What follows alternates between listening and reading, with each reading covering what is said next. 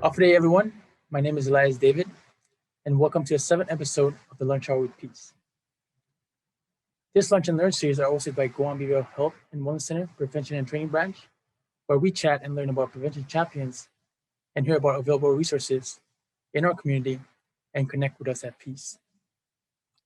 To learn more about our branch and the free trainings that we offer, or the upcoming episodes of our series, you can visit peaceguam.org or press subscribe in the top right of the homepage.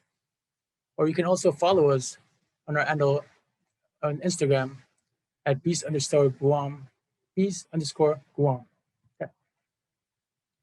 So let's start with the topic. The topic for today's episode is called Saying Through the Stigma. Saying through the stigma.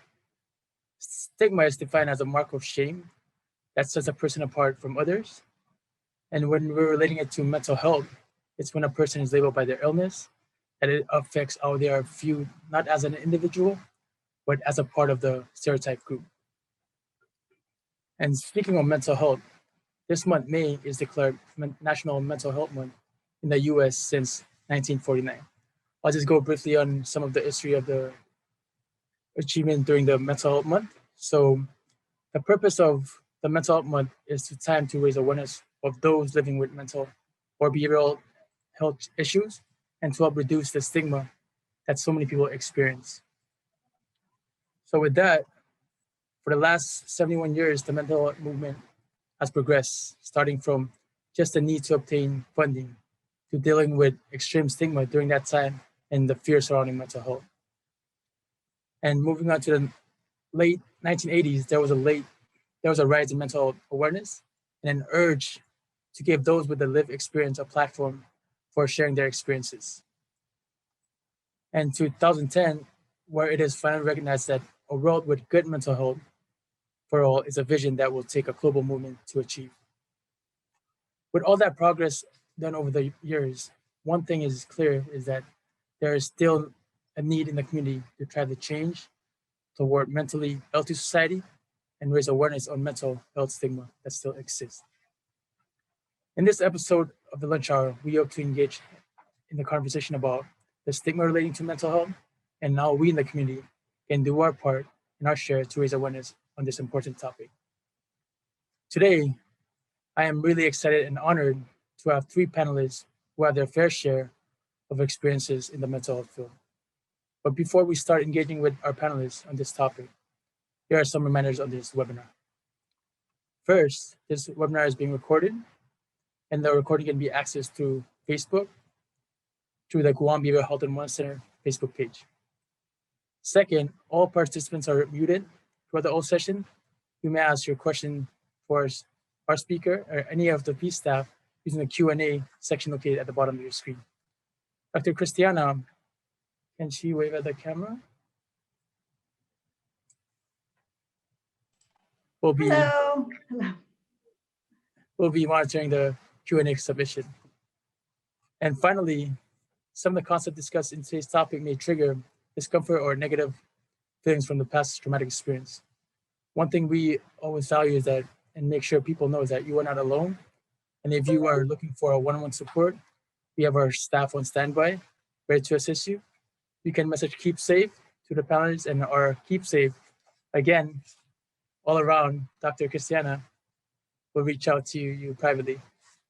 If you're not comfortable reaching out to our staff, the Guam Behavioral Health Crisis Hotline is always available 24/7. You can call 647-8833 or 647-8834. Now with that, now I want to start off by getting to know our invited guests. I will let them introduce and share a thing about themselves. So if I can ask all of you to introduce yourself by sharing your name, the organization you represent, and tell us something the work you do or have done with respect to mental health resources or substance abuse prevention. And if Sarah can start off with this one, and you can just pass into the next one. Sure. Thank you, Elias. Hi, everyone. Thank you for having us during your lunchtime. My name is Sarah Harrell. I work with the Guam Beaver Health and Wellness Center's Prevention and Training Branch. We're also called the Peace Office. And technically, I am a project director, but I see myself as a certified prevention specialist more. And what that actually means is I get to be involved in making sure that there are programs and resources and conversation going on in our community that reminds our people that like that mental health is important. It's just as essential as your physical health, and that there are resources available and always accessible to take care of your mental health. I will pass it on to Sam because she's the one next to me on the Zoom window on my side. Good afternoon, everybody. Thank you so much for having me. My name is Samantha Taitano. I'm the Executive Director of Manyetlu. We're a nonprofit organization here on Guam whose mission is to empower and educate youth and families to improve their lives for the better. We do that through a multitude of programs, and one of the programs that we work closely with PEACEN as a subrecipient of a grant is our Youth Impact Prevention Program, where we work specifically with youth in 4th and 5th grade. And we kind of provide different kinds of prevention programs. One of the prevention programs that we do is called Positive Action. And I really enjoy it because although it is alcohol, tobacco prevention, it's also kind of setting up kids to really just all around kind of feel better about themselves. And the whole philosophy behind positive action is really, if you feel good about yourself, you're going to do good things. And so that kind of also touches on mental health and just physical health and all of those things. So we've been a subrecipient for the Partnerships for Success 2 times. So this is our 2nd time around. Also kind of during the pandemic, some of the things that we kind of recognize is that we work closely with families, so we really wanted to make sure that we were able to support them through social media, by kind of just putting out campaigns that talking a little bit more about mental health. So just trying to, again, bring awareness to the community. And thank you, and I will pass it on to Jesse. Today and good afternoon, everybody. My name is Jesse Belletto. I work at Guam Behavioral Health and Wellness Center, specifically in the program called Project Link. Link stands for Linking Individuals in Nurturing Communities. The focus of the program is in wraparound services. We have care coordinators who work with children and families, providing the wraparound approach to mental health services. I've worked in children's mental health for over close to 10 years. I have a small private practice with American Medical Center. What I enjoy most about what I've been doing is I've pursued the field of play therapy. Play, I feel, is a very effective approach to working with individuals, not just with children, but adults enjoy it too. So I enjoy my work. I have a great team that I work with. It's challenging work and very rewarding. So thank you for attending, everybody. Thank you all for sharing for introducing yourself. I think one of the things that we can notice here is that we're all of the 3 panelists that we have here are all over the community. They do their fair share of making an impact in our community. So we're really fortunate to have you all 3 here. But before, I'm just gonna start with the first question so we can get it over with. So the first one is, in your experience, why do you think people are uncertain about seeking mental health services? I think I can go to Sam first in this one, and then she can pick the next person.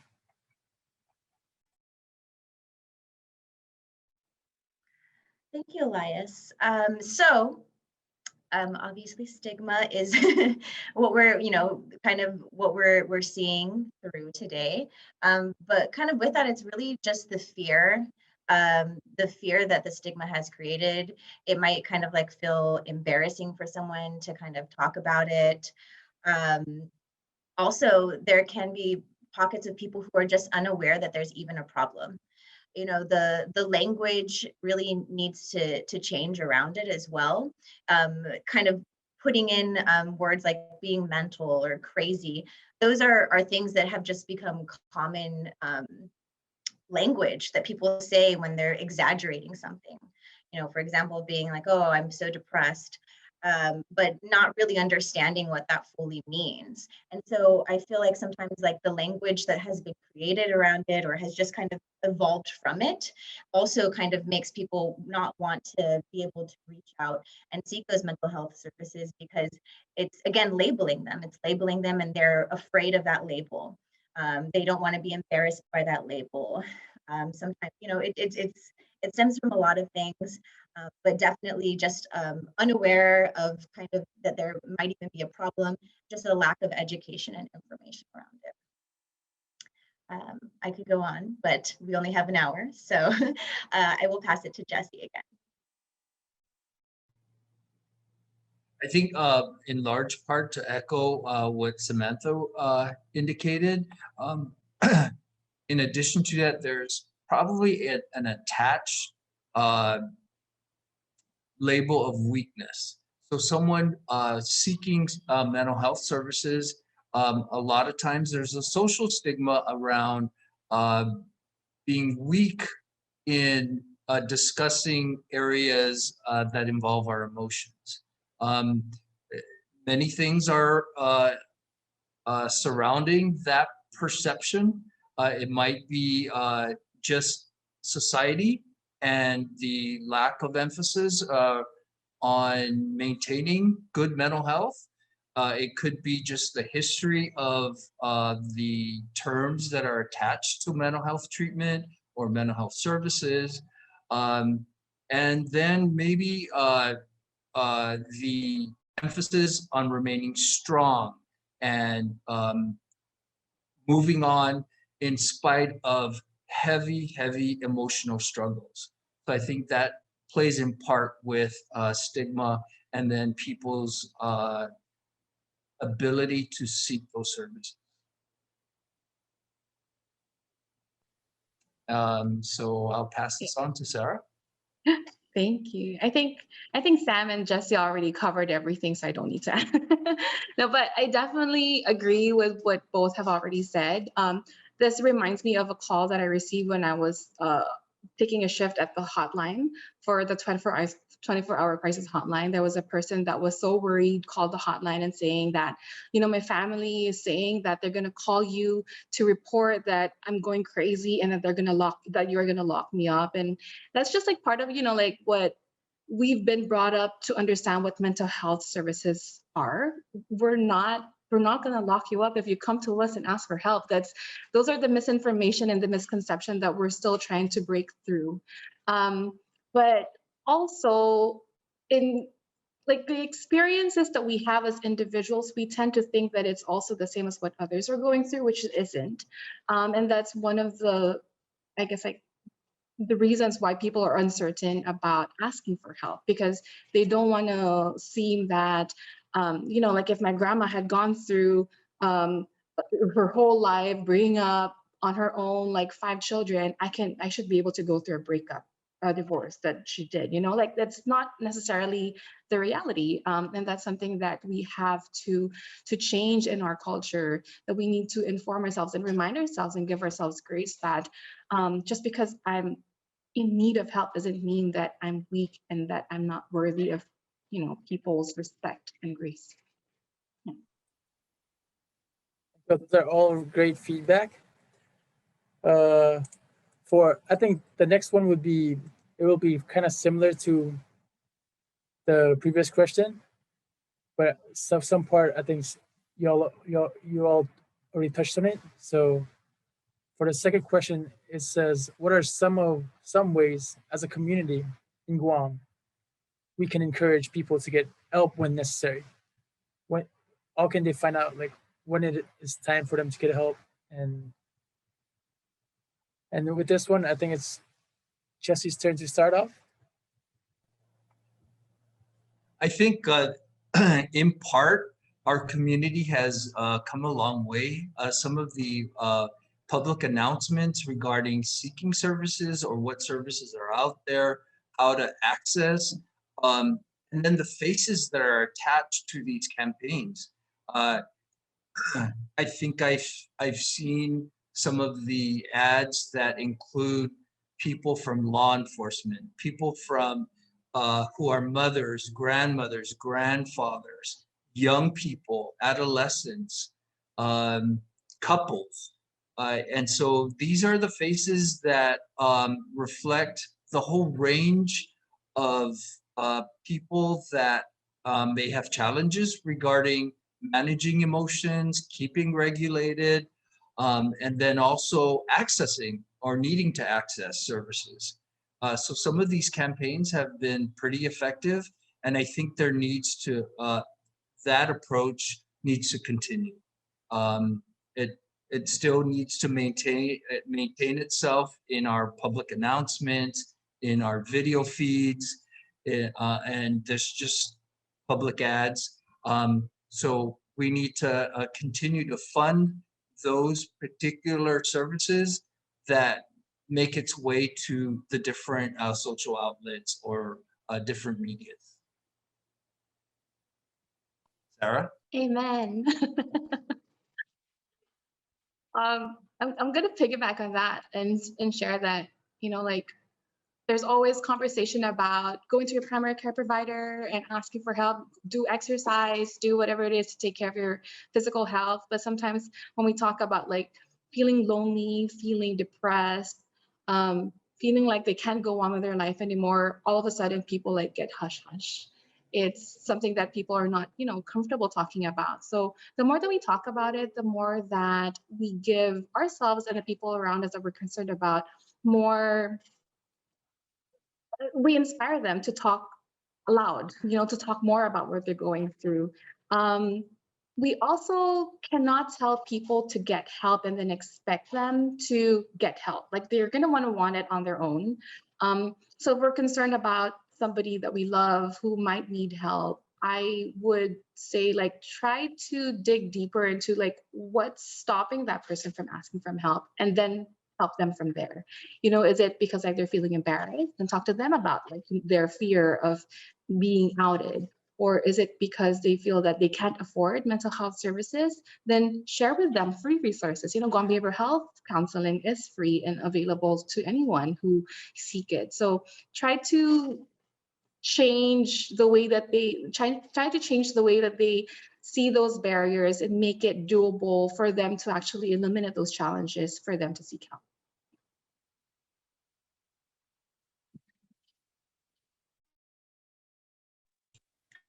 Sam, you're So, yeah.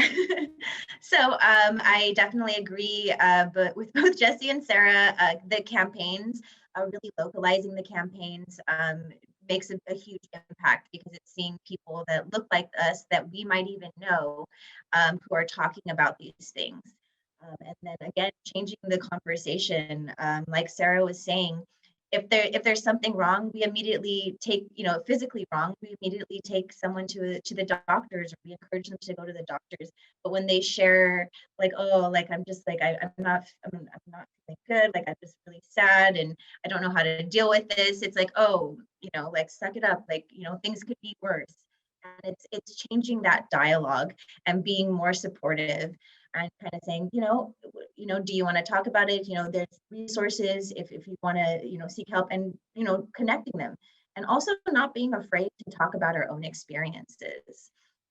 You know, being able to talk about openly, you know, any kind of mental health struggles that you've had, it opens up the conversation, and it kind of brings new light. And you know, maybe you're talking to someone and they're like, oh, I didn't even know that that was a sign for something, or that that means that I should go get help. So just kind of normalizing it in conversation, and just having compassion when you talk about it. And again, like getting away from this whole, like, we have to be strong. Like, we don't always have to be strong. We can seek the resources that we need so that we're taking care of both our bodies and our mental health. And With that, sometimes, I if I think could just add on a little bit more to that, like asking help is actually something that's not easy to do. So if anything, that's a bigger testament of how strong you are to admit that I need help. Like I can't do this on my own. So like Sam said, like change the perception of what it means to ask for help. It's not because you're weak, it's because you're actually strong enough to recognize that you need more resources around you. thank you. Thank you, Sarah, Sam, and Jesse.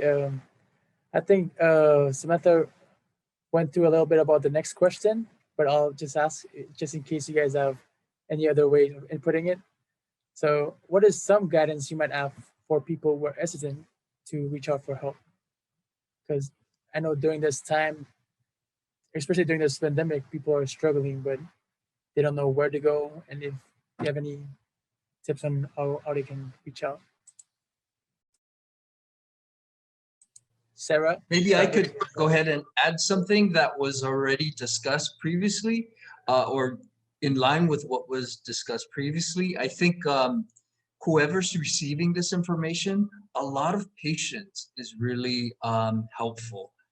Sometimes somebody just needs someone to hear them out, not necessarily respond, not necessarily ask, but just to kind of be with them, just to be present, to be patient, be mindful of your body language, your face, right? And so all of that really leads up to someone being present, being genuine with whoever is possibly presenting with some need. So that's to add to what the other two have already shared. Yeah, I wanted to share too. So like one of the concepts that we discuss in our trainings on suicide prevention and intervention is that you're there to keep them safe at that time being. You're not there to be their problem solver. So if it's because they're stressed about their financial situation, you don't need to be a financial advisor. Or if they're having a hard time with their relationships, you don't need to be like an instant counselor. You just need to be there to listen to them because that's what they need. They need the space for them to be able to share and just like an outlet to let go of what they're going through in their mind because it's bottling up. But if it's also like that's for somebody who's wanting to help somebody that they're concerned about, right? But a lot of times we're better helper to others than it is to ourselves. So if it's us that we're concerned about, if we're going through some mental health crisis, if we're feeling emotions that we know we cannot deal with ourselves, I would say give yourself a little bit of grace and time and patience too that you give to others willingly. So we're so hard on ourselves sometimes that we tend to forget that we're human too.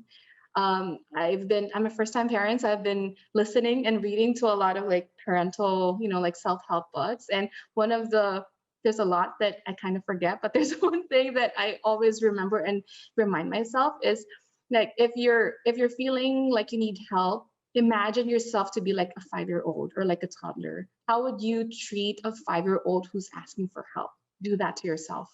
Because we need to be, like more gracious to our own needs, and we need to tune in more to what we can do for ourselves, because we can't keep helping others if we ourselves are, are empty and are in need of help too.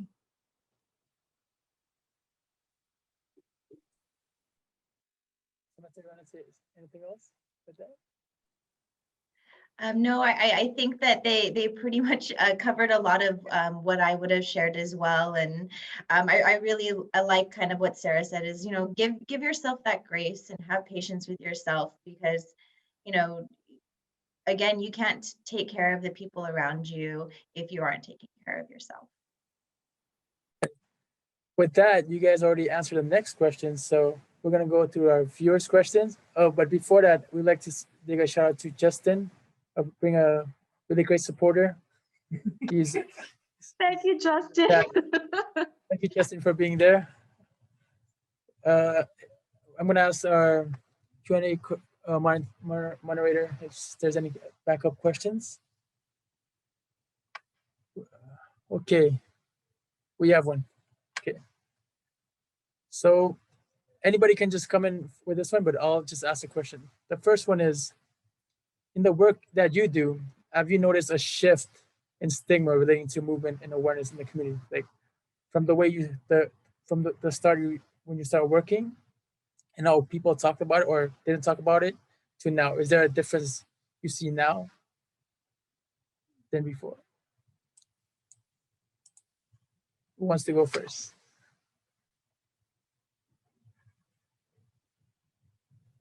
That's a hard measure, I think, to tackle. But I think the numbers of one measure is the numbers that we get seeking services. I think that might be telling of the message that's being sent out, the level of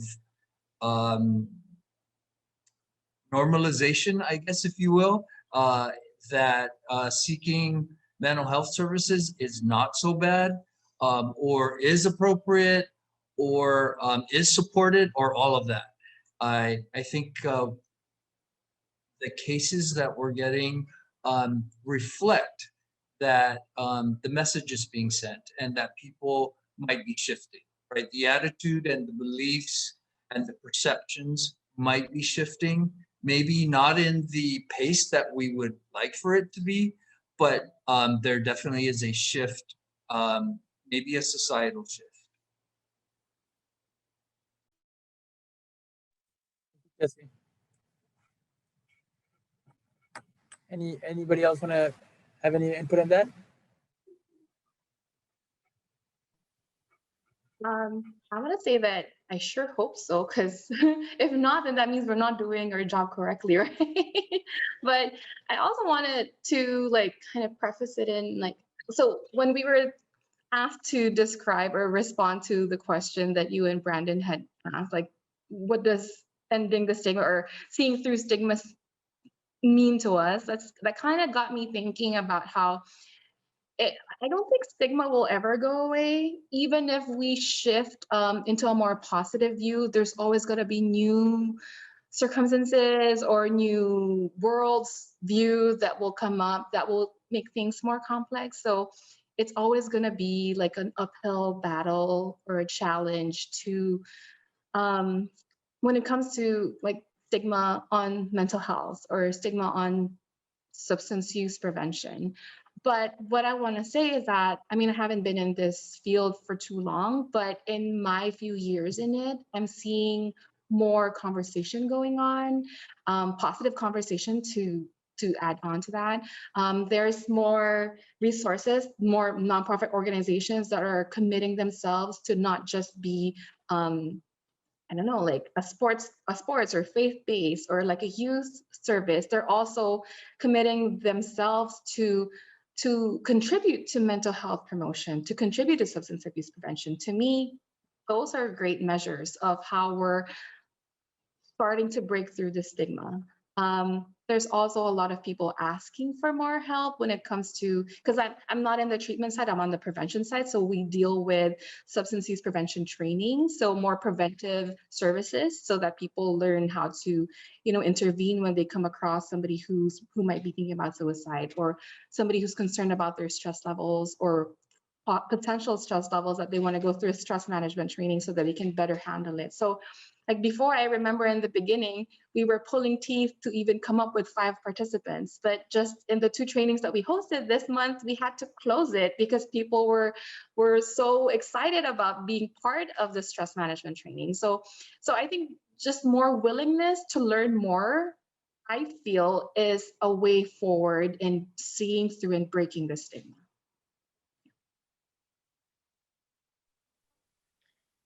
I definitely agree with Sarah when it comes to conversations. I definitely see more positive conversations about mental health happening. And, I want to say that it is in part due to kind of the education and the campaigns that we continue to kind of push out from the different sectors.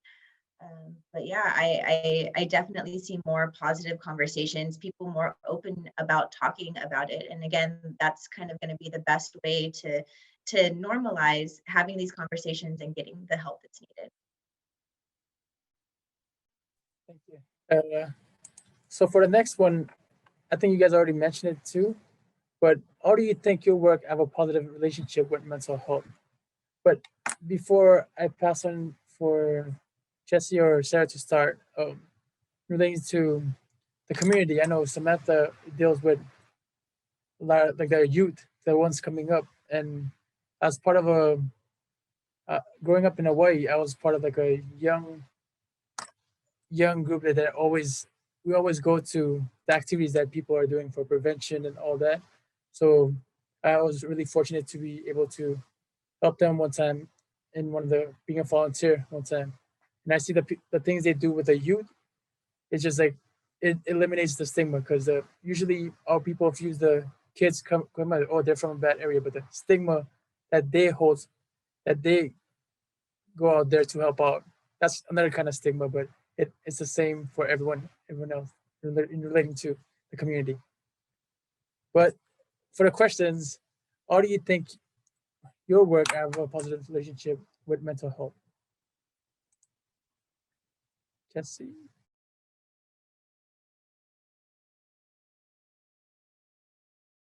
Can you repeat that again, Elias? How do you think your work have a positive relationship with mental health?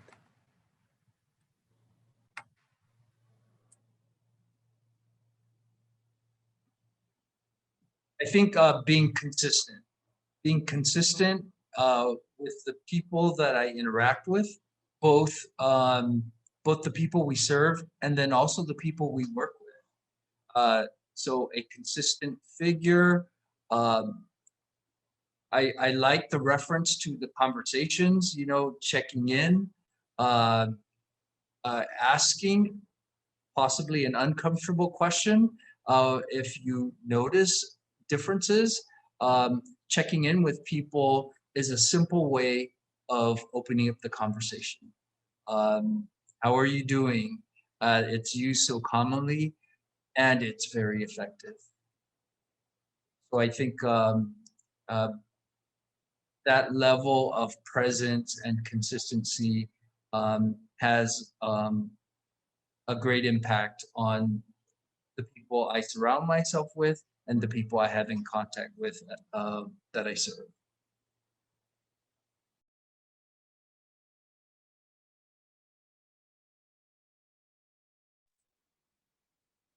Sarah, you have any input on this? Or if with that, we can, I think Jesse covered most of it, but if you have any input, we can. I have, I think so. At first, when you asked the question, how does your work have an impact on mental health? I was like, well, I work for Guam Behavioral Health and Wellness Center. I sure hope we do have some impact. But you mean like the work that I do, right? Yes. I think like so, like as a project director, and I actually was just in a Zoom call right before this with Sam, because we do like TA meetings, but I try to make it where it's not so much about the work, like did you reach your target audience? Did you do your programs? I make it a point that it becomes like a space for them to talk about what they're going through, like talk about like their successes or the challenges that they're going through and how they're powering through those. I think practicing what we preach as preventionists is very important, that we don't just keep pushing ourselves and pushing our partners in the nonprofit sector to keep doing the work, but also take the time to pause and just sit in our feelings and our emotions and make sure that we're in check and we are okay. And I'm going to credit Michelle Sasamoto for this because she would always say it in her grief recovery grief talks, how you cannot pour from an empty cup. So as a project director working with nonprofit organizations who are also prevention leaders in our community, and make sure that I provide myself and our team as a resource for them as the leaders so that they are taken care of, so that in turn they can take care of the people that they reach out also. I hope that you feel the same way that I feel I'm doing, Sam. You can totally negate me if I'm not doing it correctly. Any input in that? No, I must admit, like whenever we meet with Sarah, we've had a ton of barriers and challenges through this project period, and she's been nothing but supportive, which is, and that's, definitely helped me with my mental health.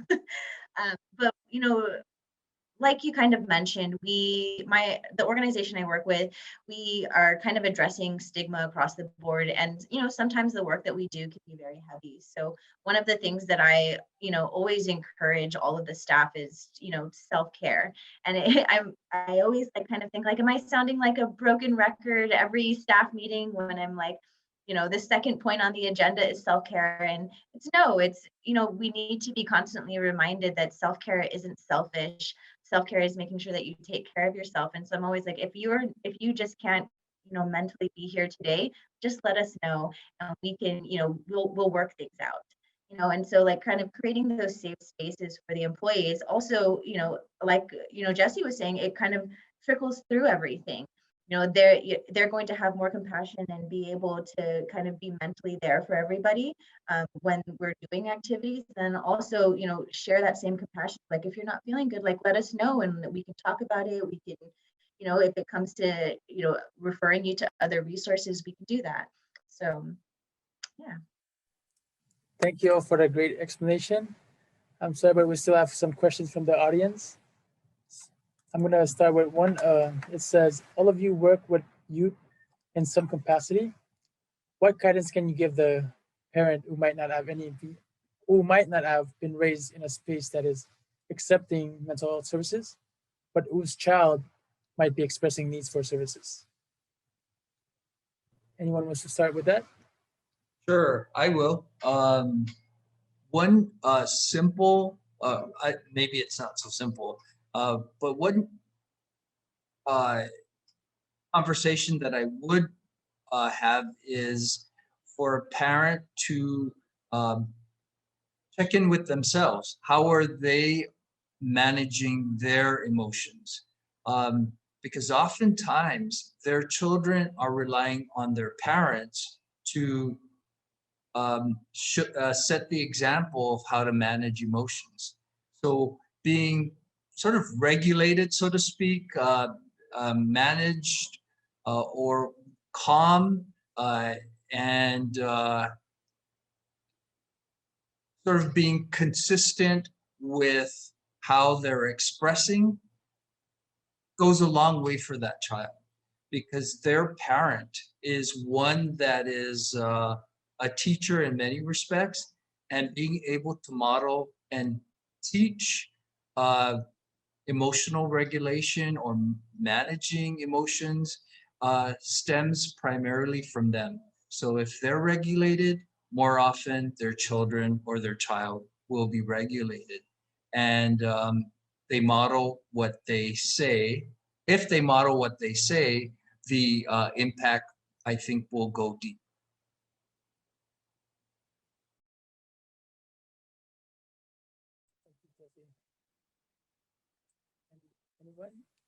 I think for me, I might answer that as a prevention specialist, but also as a first-time parent. I find it helpful to connect with people who might have more experiences that I do. So for example, I have like my group of friends from college who are mostly like moms now, or if not moms, like godparent, or like somebody who has some influence on a child. And also I have my sisters and my brother, my siblings who I talk to. Like I'm not afraid to like ask them, my gosh, am I like scarring my child for life because I did this, or because I had a meltdown in front of him? Or, like sometimes our worries escalate because we keep it all inside. Maybe it wasn't too bad. Sometimes we just need like validation that we're doing okay. And so I actively seek that from my friends and my family members.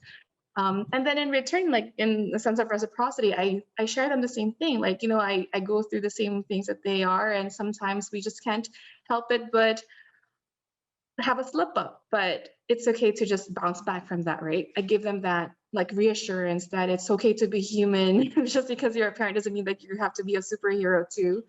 So having like supportive people around me, and having also like a very, how do you say it, accommodating and I don't know, the best husband ever. I'm kind of biased, but I'm gonna say that. But like he's very understanding of my own weaknesses, and sometimes most of the time he compliments so that I I don't feel not enough or insufficient for our child. So I think like it all goes down to just like having open communication about what I'm going through internally as a parent. That's what.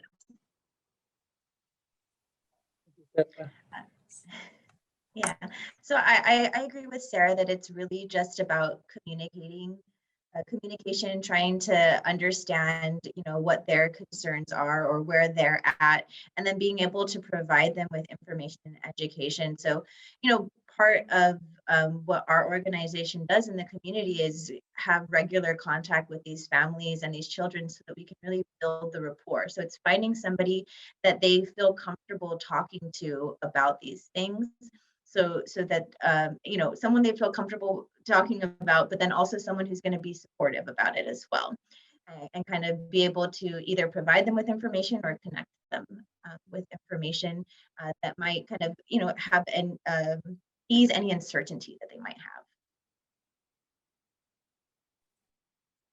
With that, we have another question from the audience.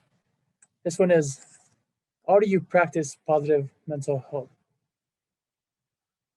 I really feel confident that you all three you guys are really in good mental condition, or I feel like you guys are all in really. I feel like you guys are all the right people that we can ask this question. So with that, Jesse, you want to start again? How to practice good mental health? Is that kind of essentially? Yes. I think Sarah and Samantha alluded to that, right? Emphasizing the support, building our support, surrounding ourselves with people who are able to be patient and able to listen and maybe respond to our needs and maybe even validate how we might have handled a certain situation, have tips, reassure that even though maybe mistakes may have happened, it's okay to reset, to go back and start again. And having a support system that is available, because we can have people that we trust in our lives, but if they're not as consistently available, that may not, well, maybe at times it can serve its purpose, but someone who is consistent, like a partner or a close friend or a relative. So I think social support is really key in maintaining. And a few good things is emphasizing what an individual enjoys. I know that it's been said before, music, breathing exercises, but things that you aspire to also helps to manage. Traveling, right? Eating good food, sharing humorous videos. Those, I think, in many different ways support good mental health.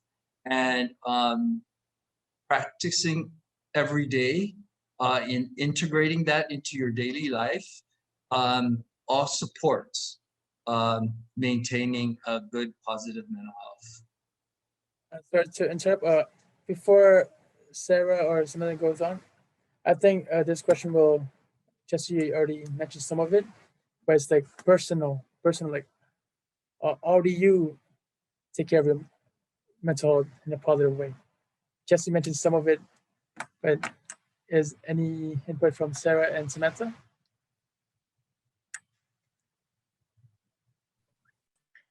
So how I personally take care of myself and my mental health. I teach yoga, so I practice yoga. I try to kind of get out physically. I also kind of hang out with friends, like have conversations, and then also just like kind of taking a break and being able to say no to things is how I also take care of myself.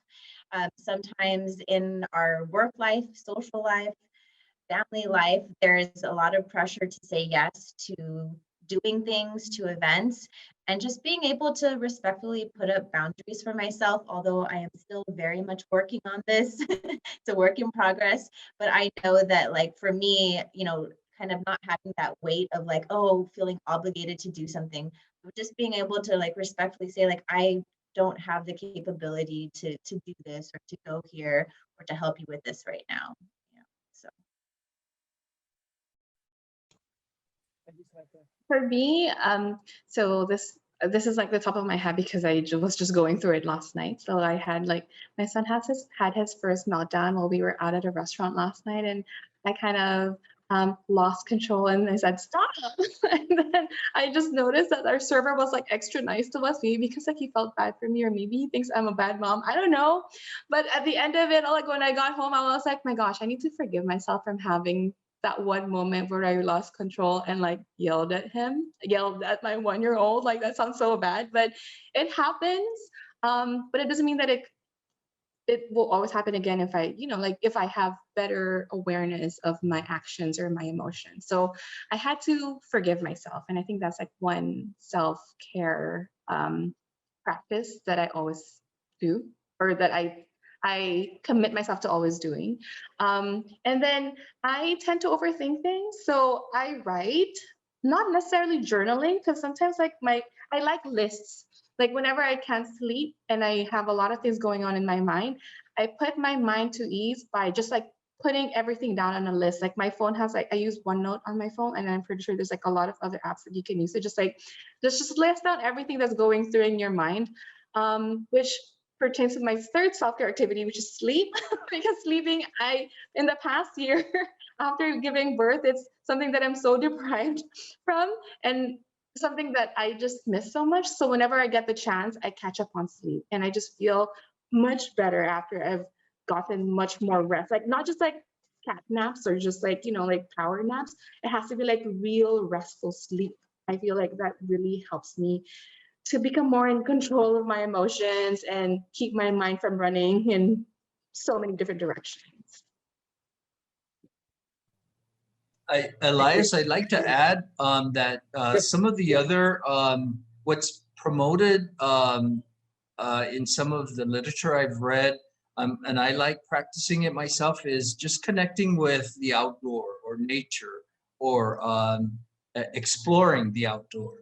That might mean going out in my yard and looking at the plants that just regenerated, or it may mean going on a structured hike, right? Going to a place I've not discovered on the island. And that really brings a lot of excitement.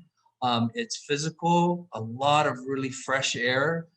So there's some deep breathing exercises that go on. And then changing my environment. I'm out in an environment where there's a lot of plant life. So it really goes a long way. It's accessible, it's free. And we have the kind of climate and environment to take full advantage of that. So that really, for me, sustains my mental health. Thank you all. There's like With something that, on the chat. Oh, I just wanted to share, like there's someone on the chat, I think it was Christiana, that shared like, cultural practices like weaving, fishing, cultural dances, and chanting. I personally think that those could be helpful in our mental health too. I feel like when you connect to your inner self and allow yourself to just like stop and evaluate what you're going through before you choose the coping mechanism that you choose, that's what true coping is. Because that was coming from the audience. Okay, so I just remember like when we did one of our Gona, which is a gathering of Native Americans, but the Pacific Islander version. I didn't think it would be helpful because I wasn't as connected to the Pacific Islander culture during that time, of having like chance to just to start up the ceremony or the event. But when I got into it, and I think it was, I want to say in Nathamalik or in Gefpago, sorry. They did like the chant. I didn't understand it because I didn't speak Chamorro, but like when I was in it, I was literally in tears. I didn't know why, but it just like tapped into my inner self that the work that we do is so much bigger than my own person, that there's a community that benefits from a little action that we do today, now and in the future. So I think like, living, or how do you say it, perpetuating our cultural practices, whichever culture you connect to, is something that is good for your mental health, but also for the mental health of your community, of our community. If you guys didn't see the question was for Samantha and Jesse. How about cultural practices like weaving or fishing or cultural dances and chanting? Do these practices help our mental health? It's from the audience. In your opinion, do you have any input on that? I know Sarah really explained really well on that one. But if you have any input, it's just I think Sarah really hit it. And it's really just about what's going to kind of help bring peace to you as well. So it can be any sort of hobby that kind of helps connect with yourself.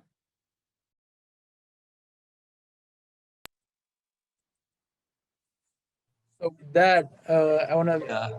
If I could just add, I think music in any form, definitely songs in the Chamorro language helps Indigenous people to connect to the past, triggers memories of maybe family gatherings, and then from a religious perspective, right, has strong ties to a particular faith.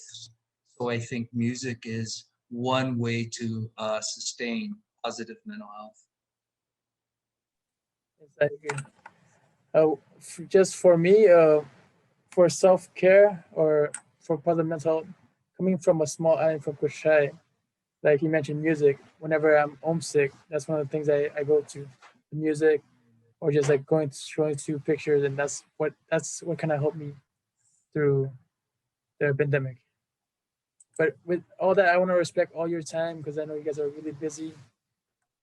I want to say thank you all for sharing your unique experience with us, and I'm truly honored to meet and converse with you on all this different topic. But before we go, there's one more last thing. In one sentence, I'd like you to provide one piece of guidance of how we as a community can help reduce the stigma surrounding mental health. Just one sentence, if possible.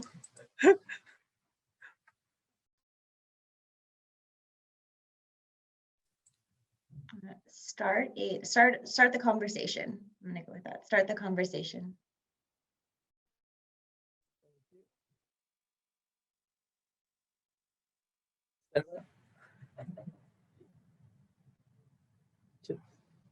You need me to repeat the question? I'll add on to what Sam said. Start the conversation, build your community. Thank you. Jesse? Be a supportive person. All right. Thank you all for taking your time again. To our wonderful audience, I would like to say thank you all for the questions that you guys bring in. If you have any more questions, you can always contact us at staff@peacequam.org. And also, please share your feedback on today's episode on the evaluation that will be sent out in the survey. But with that, I think that's complete our episode for today. Please remember to join us next month on our next episode. Thank you all so much. Thank you.